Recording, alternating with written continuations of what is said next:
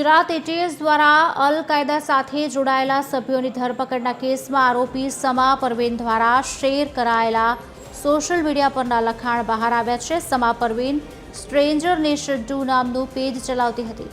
સમા પરવીન દ્વારા તેના અલગ અલગ સોશિયલ મીડિયા હેન્ડલર દ્વારા શેર કરાયેલી સોશિયલ મીડિયા પોસ્ટના કેટલાક લખાણ મળ્યા છે, જેમાં તે 7મી મે થી 10મી મેના રોજ ભારત પાક સંઘર્ષ દરમિયાન ગઝવા-ઉલ હિન્દ પ્રોજેક્ટ હેઠળ ખિલાફત શરૂ કરવા પાકિસ્તાનના આર્મી ચીફ અસીર મુનીરને કહી રહી છે। આરોપીઓ હિન્દુ સમુદાયના સભ્યો અને લોકશાહી શાસનની સંસ્થાઓને નિશાન બનાવતા હતા।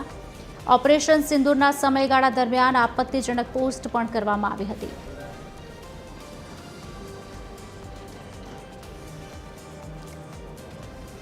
आज अंगे विगत आपसे संवाददाता भावेश राजपूत फोन लाइन पर जोड़ाया है। भावेश, आ विषय पर શું અપડેટ્સ મળી રહ્યા છે? કયા પ્રકારની કાર્યવાહી?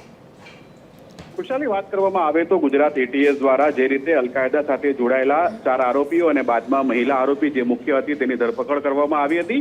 મહિલા આરોપી સમા પરવીનના સોશિયલ મીડિયા એકાઉન્ટ ચેક કરવામાં આવતા તેમાં એક ખુલાસો થયો છે, જેમાં ભારત પાકિસ્તાન વચ્ચે જ્યારે સંઘર્ષ ચાલી રહ્યો હતો અને ઓપરેશન સિંદૂર જ્યારે શરૂ કરવામાં આવ્યું હતું તે દરમિયાન તેણે પાકિસ્તાનના ચીફ અસીમ મુનીરને લઈને એક પોસ્ટ કરી હતી, જેમાં તેણે અમુક બાબતોને લઈને વાતચીત કરી હતી અને પ્રોજેક્ટ હેઠળ ખિલાફત શરૂ કરવા એટલે કે વિદ્રોહ શરૂ કરવા માટેની પણ વાતચીત કરી હતી અને ભારતમાં આ માટે વ્યવસ્થા કરવામાં આવે તેવું લખાણ લખવામાં આવ્યું હતું। જે પ્રકારના વિડીયો સામે આવ્યા છે તેમાં ગુજરાતમાં અલગ અલગ જગ્યાઓ પર જે ડિમોલેશન કરવામાં આવ્યું તેને લઈને લખાણ કરવામાં આવ્યું છે અને ભારતમાં રહેતા અમુક લોકોને ઉશ્કેરણી કરવા માટે આ પોસ્ટ કરવામાં આવી હોય તેવું સામે આવ્યું છે અને ભારતમાં હિંસા ફેલાય, 2 કોમ વચ્ચે ઝઘડો થાય, ઉશ્કેરાટ થાય તે પ્રકારના લખાણો જે લખ્યા છે તે મળી આવે છે। હવે તેને લઈને તપાસ એટીએસે વધુ હાથ ધરી છે। કુશાલી।